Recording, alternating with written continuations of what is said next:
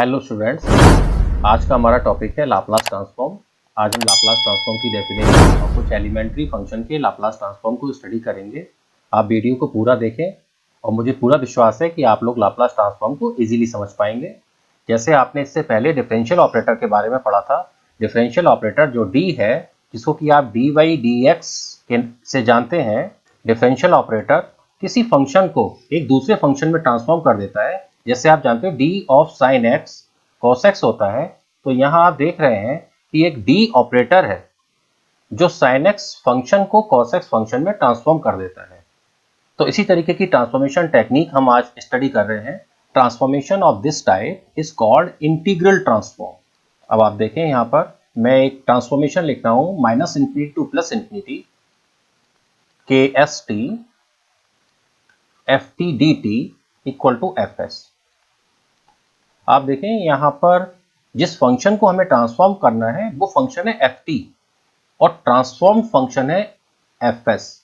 तो एक चीज तो आप ये ध्यान रखेंगे कि जिस फंक्शन को हमें ट्रांसफॉर्म करना है, जिस फंक्शन का हमें इंटीग्रल ट्रांसफॉर्म फाइंड आउट करना है, उस फंक्शन को हम कैपिटल एफ से डिनोट करते हैं और ट्रांसफॉर्म फंक्शन जो है, जो ट्रांसफॉर्म होकर हमें मिल रहा है, उसको हमने स्मॉल से शो करा है। आप देखें एफ टी एक टी का फंक्शन है और ट्रांसफॉर्म होने के बाद जो फंक्शन हमें मिल रहा है वो एस का फंक्शन है। और ट्रांसफॉर्मेशन का जो मेथड है, जो टाइप है, वो किस तरह से ट्रांसफॉर्म हो रहा है, इसको आप बोल रहे हैं इंटीग्रल ट्रांसफॉर्म, क्योंकि यहाँ हमने एक इंटीग्रल किया है और साथ ही साथ एक फंक्शन का यूज किया है के एस टी, और इस फंक्शन को हम बोलते हैं kernel of this transformation. Kernel of this transformation के एस टी। जैसे आप देख रहे हो के एस टी एक फंक्शन है जो s और t का फंक्शन है, where s is any parameter which is independent of t।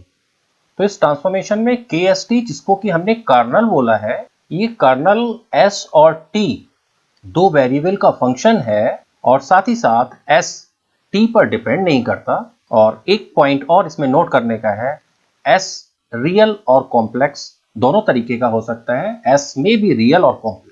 तो आपने यहाँ ये देखा कि जिस ट्रांसफॉर्मेशन को हम लोग इंटीग्रल ट्रांसफॉर्म बोलते हैं, जो मैंने यहाँ पर ये लिखा है, तो इंटीग्रल ट्रांसफॉर्म में आपने इंटीग्रल किया, किसकी हेल्प से किया?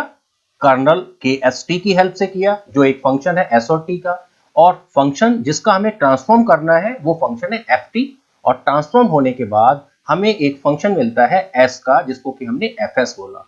तो इट मींस इंटीग्रल ट्रांसफॉर्म किसी फंक्शन एफ टी को, जो कि टी डोमेन में था, टाइम वेरिएबल में था, उस फंक्शन को हमने एक दूसरे डोमेन, जिसको कि हम फ्रीक्वेंसी डोमेन बोलते हैं, उस डोमेन में ट्रांसफॉर्म कर दिया। तो इस टाइप के ट्रांसफॉर्म को हम लोग बोलते हैं इंटीग्रल ट्रांसफॉर्म। अभी हम लोगों ने लाप्लास वर्ड का यूज नहीं करा। इंटीग्रल ट्रांसफॉर्म भी डिफरेंट नेम से जाने जाते हैं। जब हम के एस टी की वैल्यू को डिफरेंट रखते हैं तो हमें कई तरीके के ट्रांसफॉर्म मिलते हैं, जैसे Laplace transform, Fourier transform, Mellin transform, Hankel transform, जिसमें से आज जो हमें स्टडी करना है वो है लाप्लास ट्रांसफॉर्म। लाप्लास ट्रांसफॉर्म में हम लोग के एस टी को e power minus S T use करते हैं।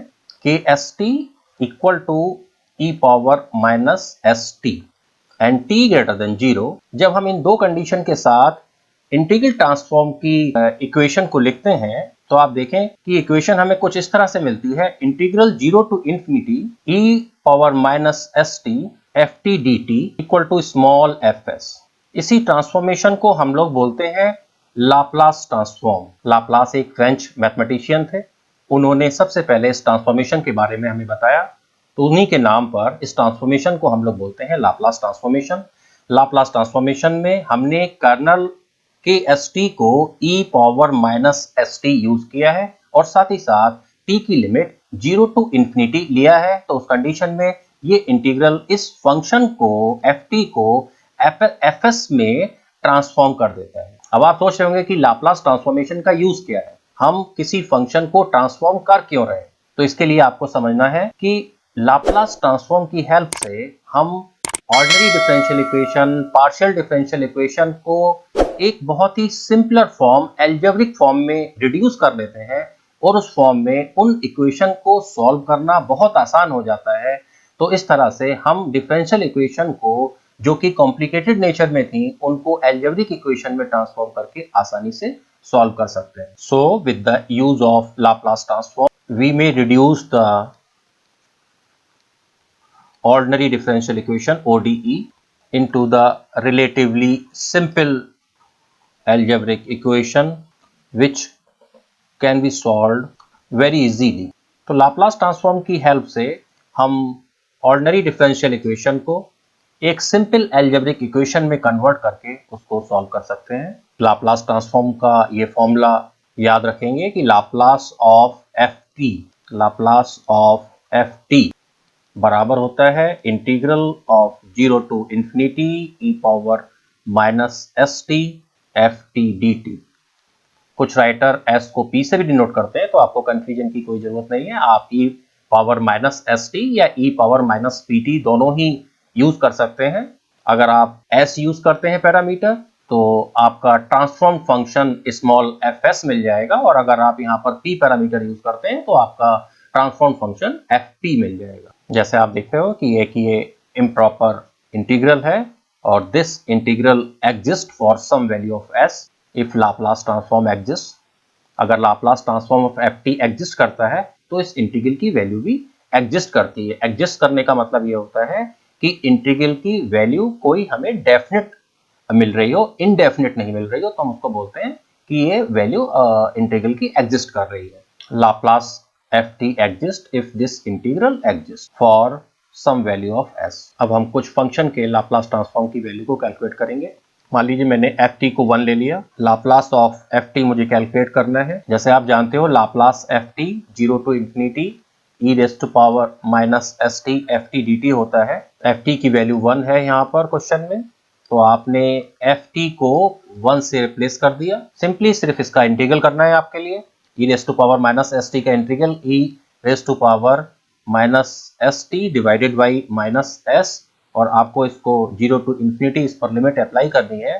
तो आप देखेंगे e raise to power minus infinity solve कर लें तो आप देखेंगे e raise to power minus infinity minus e raise to power 0 that is equal to 1 upon minus S. E raise to power minus infinity 0 होता है, तो आप देखेंगे ये हो जाएगा 0 minus 1 upon minus S that is equal to 1 by S. तो it means Laplace of 1 आपको मिल जाता है 1 बाई एस। इसको आप याद भी रखेंगे। इन एलिमेंट्री फंक्शन के लाप्लास ट्रांसफॉर्म का यूज डायरेक्ट होता है। अब आप देखें this Laplace transform exist only when S is greater than 0। अब हम एक दूसरा फंक्शन लेते हैं। मैंने एक सेकंड फंक्शन लिया है F T equal to E raise to power A T. तो अब हमें इसका लाप्लास फाइंड आउट करना है। तो लाप्लास ऑफ एफ टी, अब मैं फॉर्मूला लिख नहीं रहा हूं यहाँ पर, केवल डायरेक्ट मैं इसमें यूज करूंगा integral 0 to infinity E raise to power minus का एस टी। एफ टी को मैंने e raise to power A T से रिप्लेस कर दिया। आप देखेंगे कि ये एक इंटीग्रल हमें मिल गया। तो लाप्लास ऑफ एफ टी जो है e raise to power A T था, तो Laplace of e raise to power A T equal हो जाएगा 0 to infinity E raise to power minus of S minus A into T. मैंने दोनों को combine करके लिख लिया है डी टी। अगेन आप इसका इंटीग्रल कर लें तो आप देखेंगे e raise to power minus S minus A into T और divided by minus S minus A. इसमें लिमिट आप अप्लाई कर लें 0 टू इंफिनिटी, अप्लाई करें लिमिट। आप देखेंगे e raise to power minus infinity 0 के इक्विवेलेंट होता है, तो यहाँ पर e raise to power minus infinity 0 हो जाएगा और ई रेज टू पावर 0 1 हो जाएगा, और सॉल्व करने पर हमें मिल जाएगा 1 अपॉन एस माइनस ए। तो आप देखें Laplace E power A T बराबर होता है 1 अपॉन एस माइनस ए। इनको हम एलिमेंट्री फंक्शंस हैं ये।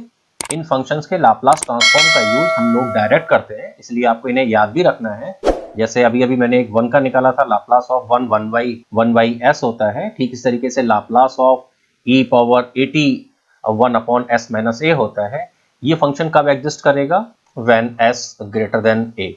तो Laplace of e raise to power A T equal to 1 upon S minus A. Now एक हम थर्ड फंक्शन लेते हैं F T equal to T raise to power N. Laplace of F T calculate करते हैं।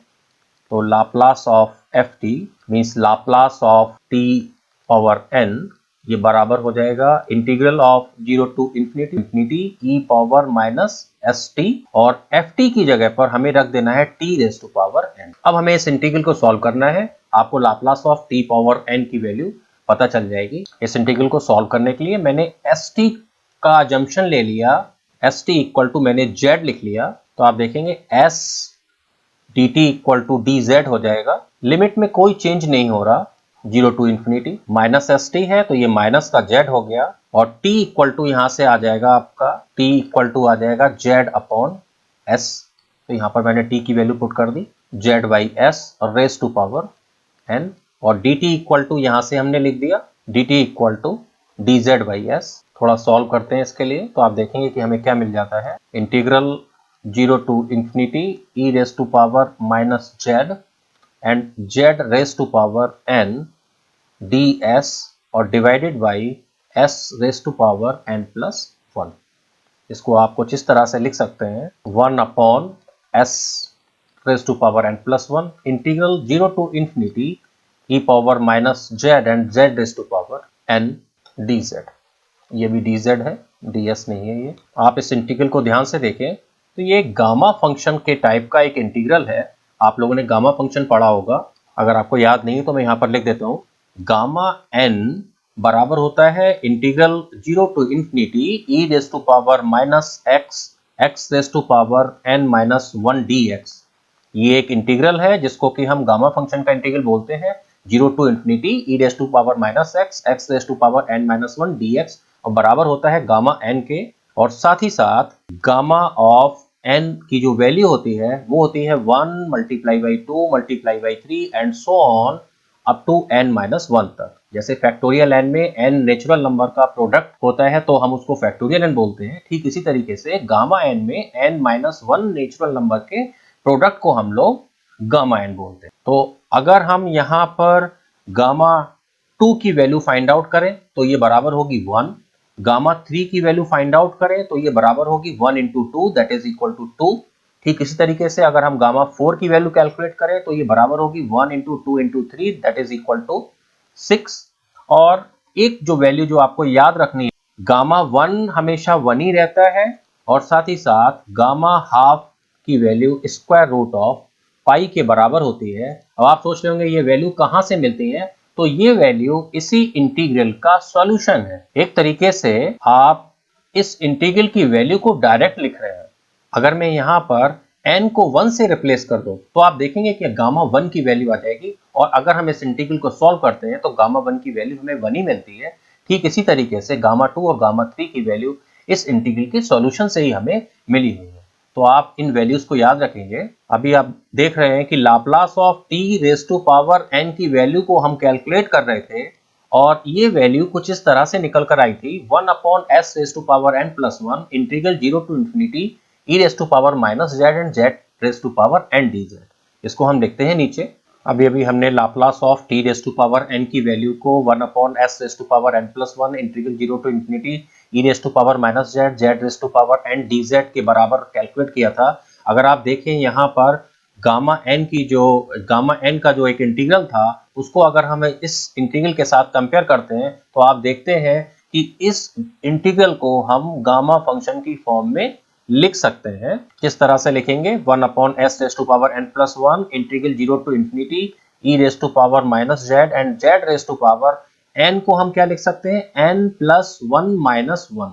ऐसा हमने क्यों किया, क्योंकि गामा फंक्शन में z raise to power n minus 1 आता है e raise to power minus x। ध्यान दें, e raise to power minus x and x raise to power n minus 1 जब होता है तो इस इंटीग्रल की वैल्यू गामा n बनती है। ठीक इस तरीके से यहाँ पर आप देखें, यहाँ पर था z and z raise to power n plus 1 minus 1 था, तो इसका मतलब इस इंटीग्रल की वैल्यू बनेगी gamma n plus 1 upon s raise to power n plus 1 पहले से ही लिखा हुआ है। तो इस तरह से Laplace of t raise to power n हमें मिल जाता है gamma n plus 1 upon s raise to power n plus 1 s greater than 0। Now हम एक फोर्थ फंक्शन लेते हैं, और फंक्शन हमने लिया है ft equal to sine 80। Sine 80 function का लाप्लास ट्रांसफॉर्म हम लोगों को फाइंड आउट करना है।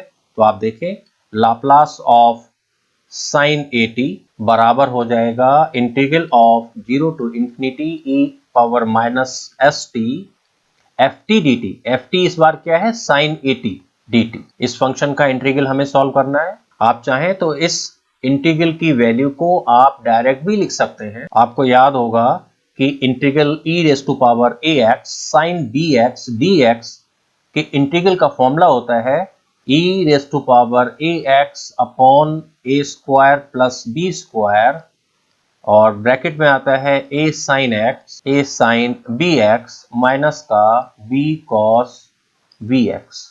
तो अगर हम इस इंटीग्रल को डायरेक्ट यहाँ पर यूज करते हैं तो आप देखेंगे यहाँ पर a की जगह माइनस s लिखा हुआ है और b की जगह a लिखा हुआ है। तो ये वैल्यू रखते हुए इस इंटीग्रल को हम लिख सकते हैं e raise to power minus का S T upon A square plus B square means S square plus A square, a sine B X means minus का s साइन ए टी, तो आ जाएगा a कॉस ए टी। अब आप देखें यहाँ पर जो लिमिट है वो लिमिट 0 टू इंफिनिटी है। अब हम यहाँ पर सबसे पहले अपर लिमिट लगाते हैं इंफिनिटी। तो जब हम अपर लिमिट लगाते हैं तो आप देखेंगे e raise to power minus infinity हो जाएगा यहाँ पर, और e raise to power minus infinity 0 होता है। तो इसके बाद जब हम 0 लिमिट लगाएंगे तो माइनस साइन के साथ आएगा e raise to power 0 1 upon S square plus A square और ब्रैकेट, और अंदर बचेगा 0 माइनस ए। तो इस तरह से जब हम इसको सॉल्व कर लेते हैं तो ये आ जाता है a divided by S square plus A square. तो हमें मिल जाता है Laplace of sign A T a divided by S square plus A square. तो ये आपको याद रखना है। ठीक इस तरीके से एक फंक्शन का आप करके देखेंगे कि Laplace of cos A T किसके बराबर होता है, इसको आप कैलकुलेट करेंगे, करके देखेंगे आप इसको। मान लीजिए फंक्शन मैंने लिया है कॉस हाइपरबोलिक ए टी। इस बार मैंने सर्कुलर फंक्शन ना लेकर एक हाइपरबोलिक फंक्शन लिया है और कॉस हाइपरबोलिक ए टी का मुझे लाप्लास ट्रांसफॉर्म फाइंड आउट करना है। तो आप देखें Laplace of F T means Laplace of cos hyperbolic A T बराबर हो जाएगा। ठीक उस तरीके से हमने इंटीग्रल में इसका एफ टी की जगह cos hyperbolic A T use कर लिया, तो 0 to infinity E power minus S T cos hyperbolic A T. आप जानते हैं कॉस हाइपरबोलिक ए टी की value E raise to power A T plus E raise to power minus A T divided by 2। ये आपको याद होना चाहिए। जैसे आप जानते हो कि जब सर्कुलर फंक्शन होते हैं तो cos ए टी की वैल्यू होती है e raise to power I A T plus E raise to power minus I A T divided by 2। Hyperbolic function में आई यूज नहीं होता है। cos हाइपरबोलिक ए टी बराबर होता है e power A T plus e power minus A T divided by 2। आप यहाँ पर इसकी वैल्यू को पुट करें और उसके बाद फिर इंटीग्रल को सॉल्व करते हैं। तो Laplace of cos hyperbolic A T बराबर आ जाएगा integral of 0 to infinity e power minus S T, value put कर दिया मैंने, e raise to power A T plus e raise to power minus A T divided by 2। आप देखें ये e raise to power minus S T से multiply करके ये दो इंटीग्रल में कन्वर्ट हो जाएगा। कन्वर्ट होने के बाद हमें मिल जाता है 1/2 मैं बाहर लिख ले रहा हूँ और minus S minus A into T हो जाएगा। और जब हम सेकंड से मल्टीप्लाई करेंगे, सेकंड टर्म से मल्टीप्लाई करेंगे तो आप देखेंगे ये हो जाएगा e माइनस कॉमन आ जाएगा s प्लस ए इंटू टी।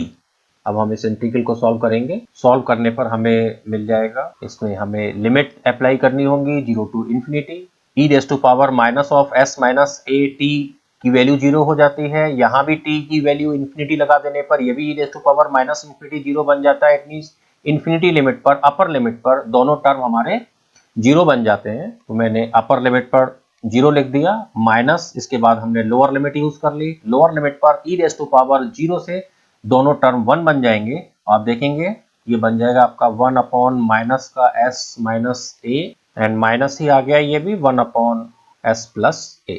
और सॉल्व करने पर हमें मिल जाएगा s plus s minus A divided by LCM आ जाएगा S square minus of A square, और सॉल्व करने पर हमें मिल जाता है 1/2 into 2s upon S square minus A square. 2 से 2 कैंसिल हो जाएगा और आपको मिल जाएगा s upon S square minus A square. तो हमें मिल जाता है Laplace of cos hyperbolic A T बराबर होता है s upon S square minus a square. This Laplace exists for s greater than mod of a. तो इस तरह आज के लेक्चर में हम लोगों ने कुछ एलिमेंट्री फंक्शन के लाप्लास ट्रांसफॉर्म निकाले, जिसमें लाप्लास ऑफ 1 कैलकुलेट किया, Laplace of t raise to power n calculate किया, Laplace of e power at calculate किया, Laplace of sine at calculate किया, Laplace of cos hyperbolic at calculate किया। मैंने आपके लिए यहाँ पर कुछ क्वेश्चन भी करने के लिए दिए हैं, जिसमें मैंने यहाँ 5 क्वेश्चन दिए हैं जिसके लाप्लास ट्रांसफॉर्म आपको फाइंड आउट करने हैं। फर्स्ट क्वेश्चन टी क्यूब का लाप्लास करना है, second 2t square minus e raise to power minus है, थर्ड है t स्क्वायर प्लस 1 का होल स्क्वायर, फोर्थ है आपका 6 sin 2t minus 5 cos 2t and fifth है 3 cos hyperbolic 5t minus 4 sin hyperbolic 4t। आप लोग इन फंक्शन के Laplace transform को निकालिए। नेक्स्ट लेक्चर में हम लाप्लास ट्रांसफॉर्म की कुछ प्रॉपर्टीज को स्टडी करेंगे। Thank you.